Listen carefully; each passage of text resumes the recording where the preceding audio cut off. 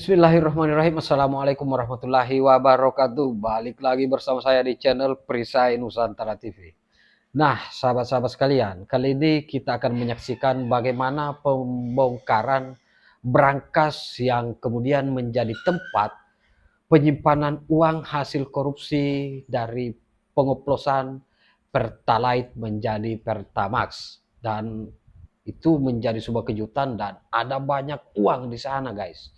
Ini sangat luar biasa. Dan yang paling penting, ternyata Bapak Presiden Prabowo Subianto dan Mas Gibran Rakabuming Raka diam-diam menyiapkan pelaksanaan undang-undang hukuman mati bagi para pelaku koruptor, bagi para maling-maling uang rakyat, bagi para tikus-tikus berdasi yang selama ini sibuk memakan apa yang seharusnya menjadi hak-hak rakyat, yang kemudian membuat negara rugi besar.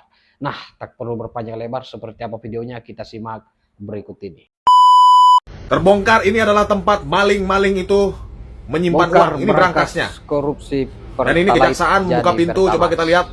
Ada beberapa petugas TNI dan kejaksaan memasuki ruangan. Oke, ada beberapa kotak dan koper. Itu kejaksaannya, guys. Wow, koper. Ya. Astagfirullahaladzim. Banyak uang itu, Pak. Bos. Wih. Sering kita melihat bahwa bapak mendorong gerobak, di atasnya ada istri dan anaknya, seorang pemulung. Mereka mencari rezeki halal, ya paling keuntungan mereka atau pendapatan mereka 5 sampai dengan 10 ribu rupiah per kilonya, plastik ataupun besi. Nah, ini ada direktur utama. Anda bayangkan gajinya berapa? Gajinya masih maling, per bulan. Masih korup, masih maling.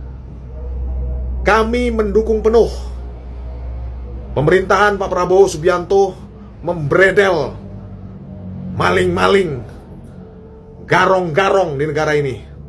Ketimpangan yang terjadi sudah luar biasa. Sudah bukan waktunya kita main salah-salahan.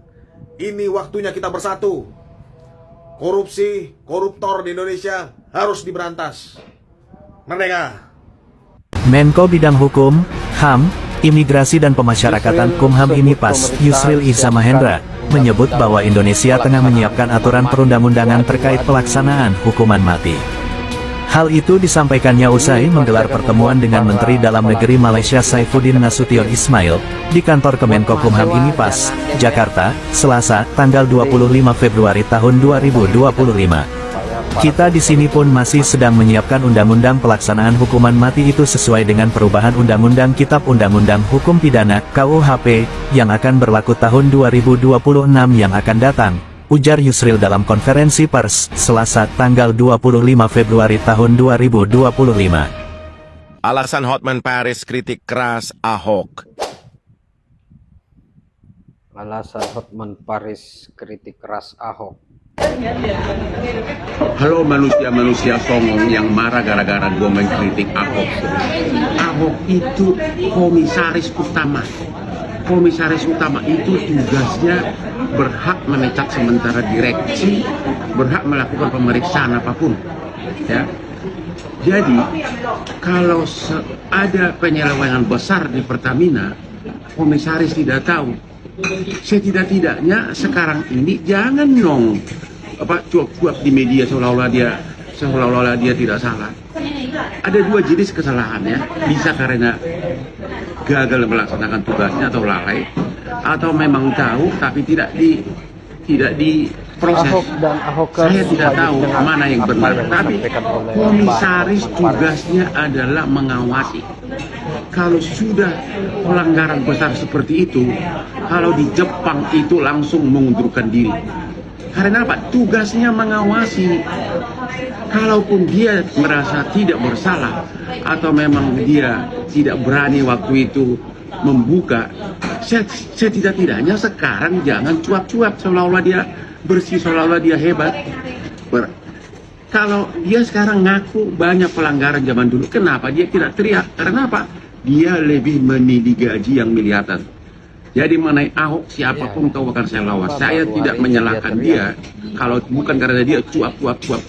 Harusnya diam aja, karena semua pelanggaran tersebut terjadi pada saat dia sebagai pengawas, yaitu komisaris utama, pengawas. Itu sama saja kayak kepala sekolah, tidak tahu terjadi apa yang di dalam kelas bertahun-tahun. Kalaupun dia tidak tahu, dia tidak salah, tapi gagal dalam tugas. Jangan sekarang seperti seorang pahlawan. Ya, Ahok tetap aku tentang. Saya minta maaf karena telah mengoplos Pertamax. Karena sebenarnya Pertamax yang asli itu ada baunya, bau keringat rakyat. Bau keringat rakyat. Dan iya, namanya juga SPBU, status pejabat butuh uang. SPBU, status pejabat butuh uang. Awalnya sih saya Aduh, iseng-iseng bukan saya yang aja. bilang ya. Tapi kok lama-lama enak juga ya. Saya minta maaf buat seluruh pemilik kendaraan yang baru lunas, baru keluar BPKB-nya, tapi kok mobilnya malah masuk bengkel. Minta maaf buat motor-motor di bawah tahun 2012, udah pasti hancur. Dan ya saya juga mau minta maaf buat supir-supir pribadi yang kalau isi bensin suka goyang-goyangin mobil. Walaupun mobilnya digoyang, tapi tetap aja bensinnya palsu. Saya siap menjalani hukuman saya seperti slogan kami, mulai dari nol ya. Mulai dari nol. Sekali lagi buat masyarakat, kalau mau isi bensin, silakan bawa alat tester. Dijamin bensinnya palsu, ginjal meledak. Terima kasih. Waduh, lagi-lagi setelah Timah dan Pertamina ternyata muncul lagi korupsi pengadaan kapal PT ASDP yang rugikan negara 893 miliar. Ini nggak berhenti-berhenti kasus korupsi di Indonesia dan bakal akan terus terbongkar satu persatu, teman-teman. Yap, baru-baru ini setelah Timah 273 triliun, Pertamina 983 triliun, lagi-lagi ada korupsi pengadaan kapal PT ASDP yang rugikan negara 893 miliar. Ini termasuk jumlah yang fantastis, mendekati 1 triliun dan KPK sudah menangkap 3 tersangka kasus ini. Jadi ini adalah kasus korupsi yang melibatkan PT Jembatan Nusantara dan PT ASDP Indonesia Ferry Persero di periode 2019-2022. Jadi mereka tuh mantan direktur utama ASDP dan mantan direktur perencanaan pengembangan serta mantan direktur komersial. Bayangin aja, yang main itu petinggi-petingginya, teman-teman. Karena kasus ini negara rugi 893 miliar dan bermula di tahun 2014. Yang mana di tahun tersebut ada penawaran akuisisi, kemudian di dalam proses tersebut ada dugaan kecurangan juga. Salah satunya adalah mereka memanipulasi dokumen pemeriksaan kapal agar kapal-kapal yang sudah tua seperti tampak baru dan layak diakuisisi. Korupsi Pertamina menjadi sejarah korupsi terbesar di negara ini. Korupsi Pertamina PT Timah, menjadi sejarah terbesar 300 korupsi triliun di Indonesia. Lewat Luar rekor biasa. klasmen dipegang oleh Rekor PT klasemen. Pertamina 193,7 triliun hanya 1 tahun, guys. Ini korupsinya 5 tahun.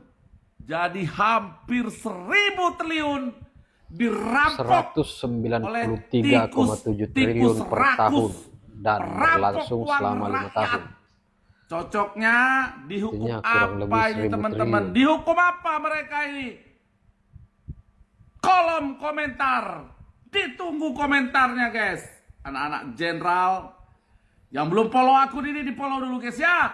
Tinggalkan jejak dengan berkomentar, kawan. Guys, luar biasa, guys. Luar biasa. Mereka merampok berjamaah uang negara, uang rakyat.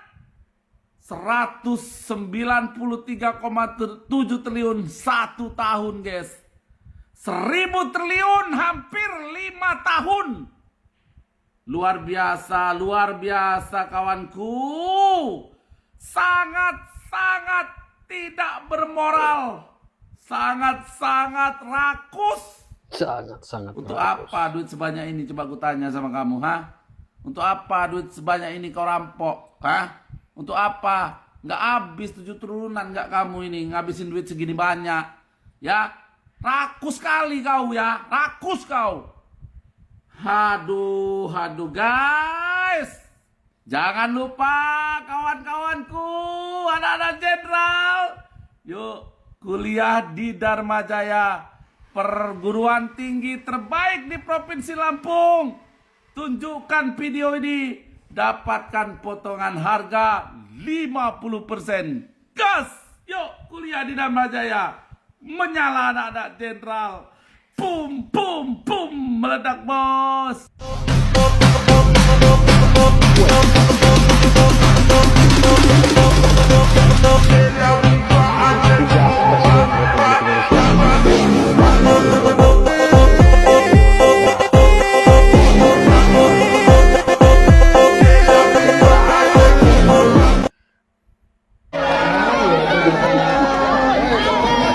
Sudah berfoto bersama sepertinya beliau, baik. Bapak 16%. Si rambut putih. Kata Pak Jokowi yang berambut putih itu pasti banyak memikirkan Ibu tugas Puan dari Maharani angkat Mak bicara Banteng. soal 9 kepala daerah PDIP Balita ikut retreat. Itu bukan arahan Ibu Megawati. Terus arahan siapa, Bu? Hah? Arahan Google Maps.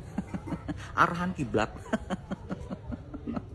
Bu, sudah jelas-jelas itu instruksi dan arahan dari Ibu Ketum, Ibu Megawati. Suratnya kan juga beredar, ya kan? Semua kepala daerah nurut. Terus 9 kepala daerah Bali ini kalau tidak ada arahan dari atasan, dari Ketua Umum PDI, masa berani? Seperti yang Ibu ketahui lah, semua kepala daerah dari PDIP adalah petugas partai, nurut sama partai, tidak akan memberontak sama partai. Partai bilang A, kepala daerah pasti ikut A. Kepala daerah Anda itu paling loyal sama partai Anda. Ibu ini ngelesnya pinter. Aduh, ya namanya politikus ya. Bu, sudahlah jangan suka bohongi rakyat. Kalau kesalahannya atasan, bawahannya nih kambing hitam kan. Aduh kasihan ya kepala daerah dari Bali ini ya, dikambing hitamkan sama Ibu Puan Maharani. Itu kata netizen loh, Bu. Netizen yang tidak suka sama Ibu. Kalau saya mendukung. Hebat, Ibu Puan bener, Ibu Megawati paling bener, ya kan? Bukan banteng namanya kalau ciut. Tunggu. Toilet. Tunggu. Gua datengin juga nih si Bowo. Wait a minute. Who are you? Segampang itu. Gemoynya mana gemoynya? Gemoynya mana?